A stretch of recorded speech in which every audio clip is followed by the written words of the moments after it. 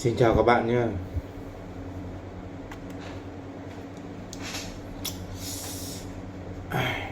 Mình đang làm việc buổi tối đây.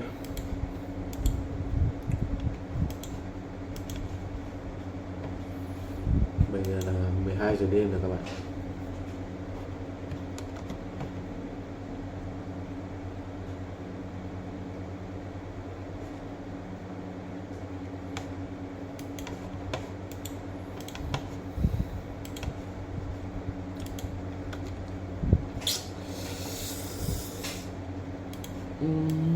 Công việc hàng ngày đây.